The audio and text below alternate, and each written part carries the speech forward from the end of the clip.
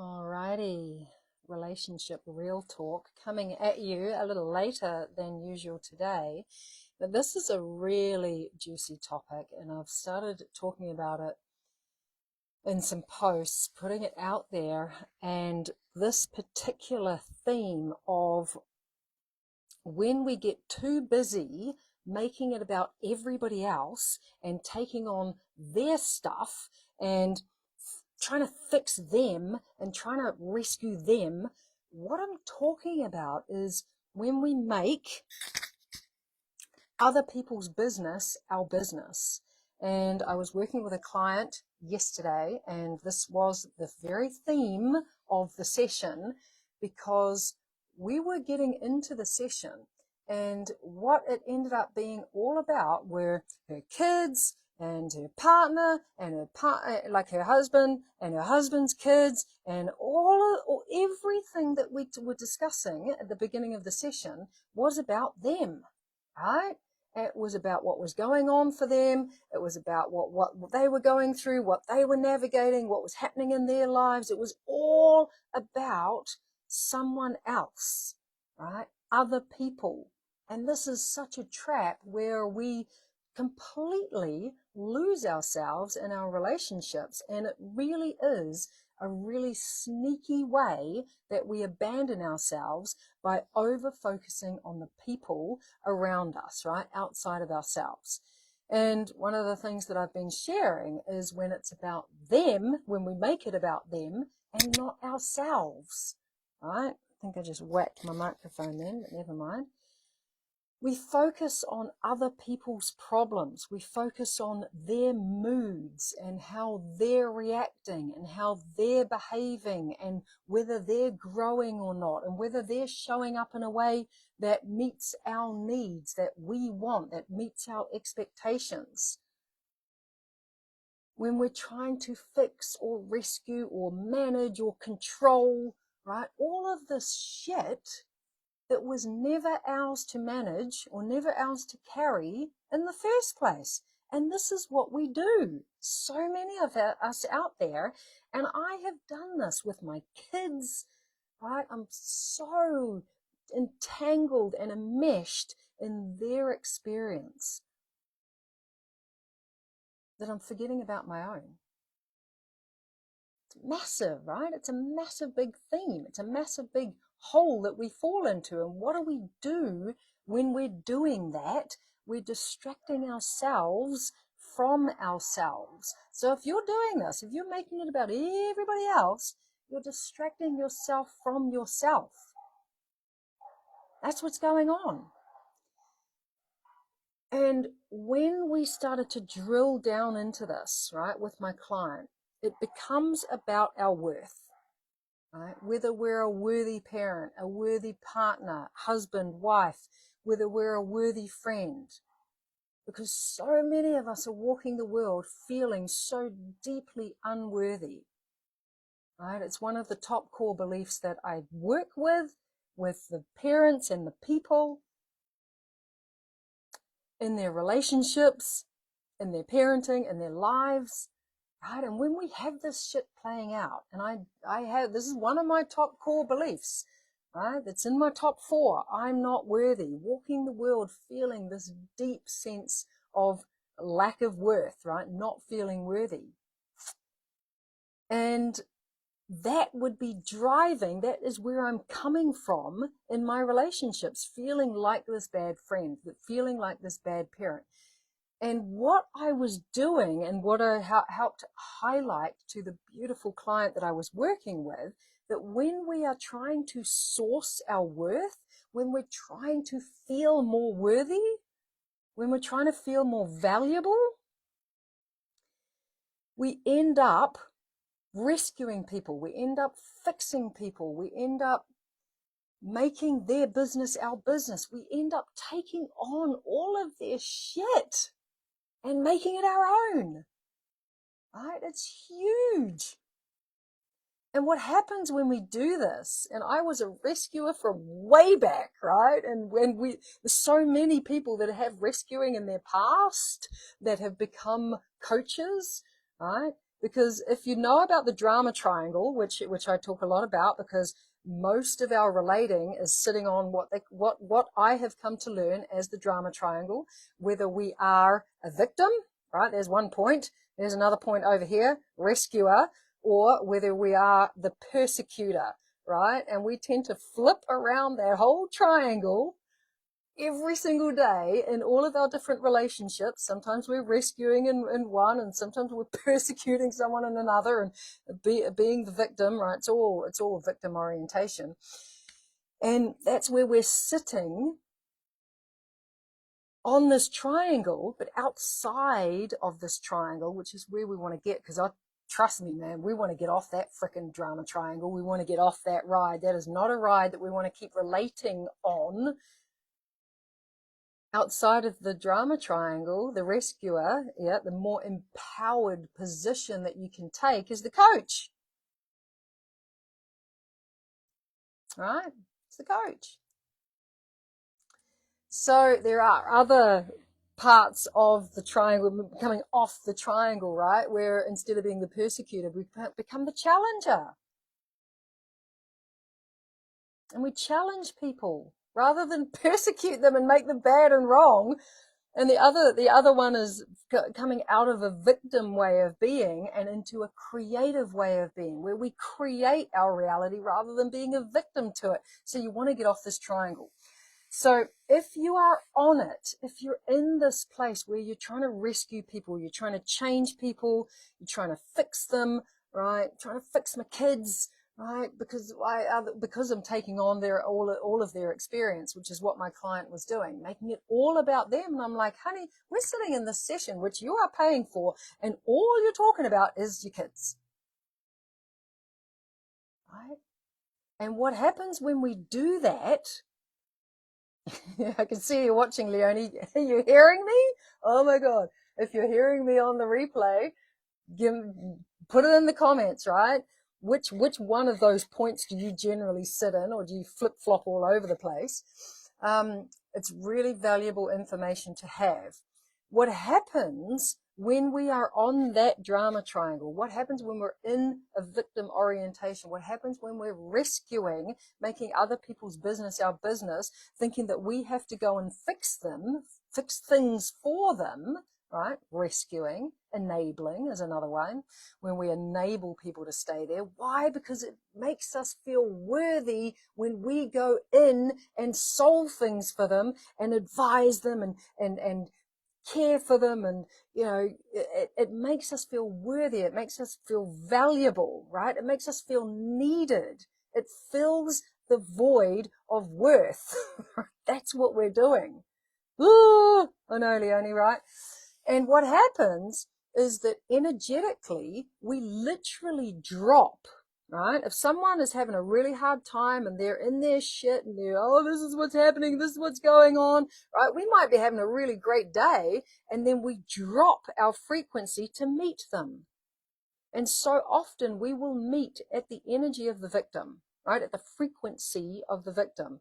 Yeah. When you go and meet people and you're like, oh, how you do? Oh my God, I didn't sleep, and this, and I didn't get enough this, and and it's just this whole story starts to come out. And then people meet, oh my God, yes, I know, and isn't the weather terrible, and all this and all that, and then, right? And if you're empowering yourself and you've raised your frequency and you're up here and you're like, way, right? It can be a bit lonely up here because a lot of people are down here at the frequency of, oh my God, everything's terrible, everything's bad, everything's wrong. And if you're up here and you're sourcing your worth and your value from rescuing people and trying to make things better for others, right? And dropping your frequency to meet them, it's like they're down a hole, right? And you see them down the hole and you jump down that fucking hole with them. Don't worry. And you put your arm around their shoulder, right? And I'm not dissing compassion. Oh my God, please don't hear that. But the problem is, if you go down there and you drop your frequency and you leap down that hole with them, how the fuck are you both supposed to get out? Right? How are you both going to get out when you're both down that hole? Right?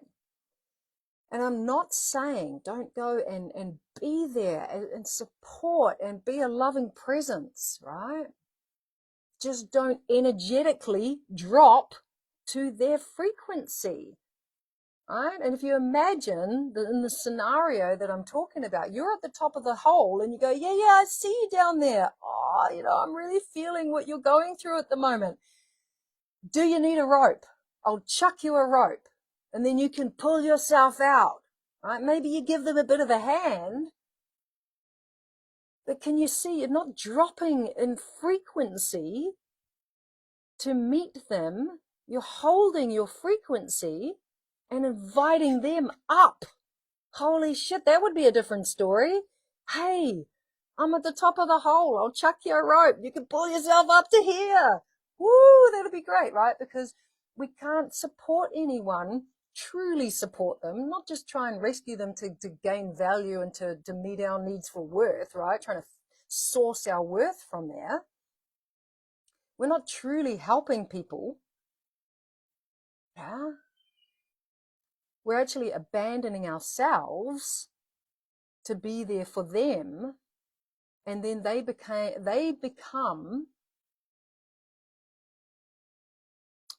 reliant on our rescuing, right? Even if we jump down the hole and show them the way out, look, I'll drop the rope down and look, this is how we climb up, right? And you might give them a bit of a hand the first time so that they can learn to do it themselves. Yeah, I hear you, Leonie. It is easier said than done, but it comes with a conscious intention, right? To move out of the rescuer role into the coach. Right? Hey, I got some support from this person. Maybe they could support you in this as well. Right? Whatever it looks like. Because this is the sneaky way, as I said, that we abandon ourselves by focusing on people outside of ourselves, right? With what's going on for them. And so this is what I wanted to talk about today, because when we have a habit, this is the one that I'm calling out, of making our lives about everyone else, it costs us. And what does it cost us? It costs us our health and well-being. It costs us our frequency. What else does it cost us? It costs us our dreams and our visions and our hopes and what we would love to create. That's what it costs us. Because while we're focused on everyone else and being enmeshed in their stuff and dropping our frequency, we're not holding our own. We're not going for what we love because we're too distracted with everything else. And this is not just about people thing. This is a where we put our energy, where we put our focus out there in the world thing, right? And so many of us are wanting to live these healthier lives, right? We're watching what we're putting into our bodies. We're watching what we drink, what we eat. We're also watching our physical movement. We're also waking up to the fact that we need to watch what we're consuming in terms of the media that we look at, in terms of what's hooking us in, right? The news is one thing. My mother said to me, you should be watching the news. And I'm like, nah, no. Right? Yeah, I want to be aware of what's going on, but I do not want to be constantly hooked in to things that are not my business. Right? And what I'm talking about are the things that are going on the other side of the world that have nothing to do with me. Right? And that is not coming from a discompassionate, is that a word? Discompassionate? Tell me, Leonie, is it? It's not coming from a lack of compassion, because I have so much compassion for people that I want to tell them the truth, that they're abandoning themselves every moment they get embroiled and entangled and expected to get on board with stuff that has got nothing to do with them, right? Nothing to do with them. We get so involved and so engaged with all of this stuff out in the media and what's happening in politics and what's happening in these other countries, right? And I'm not going to lie, there's some really wrong shit happening in the world in other countries. However, it is not true for me to be involved in that, and if I'm a freedom fighter and I want to stand up for the people in this particular country, or this is my truth, I'm a justice warrior, right? Whatever it is, if that's my truth and that's what I stand for, then fucking go hard, right? Be there, be on the front line of the protest, whatever it is. If it's not your truth, then don't make it your business, because what it's costing you is what you want to be involved in, your hopes, your dreams, your vision, your truth, what you would love to be creating in your life with your family, right? Your partner, your family, your children, your neighborhood, your community, your country, right? I'm talking about what's in your internal yard for yourself, because we're distracting ourselves away from ourselves by getting involved in everybody else's shit, right? And what's in your backyard, so to speak, your home.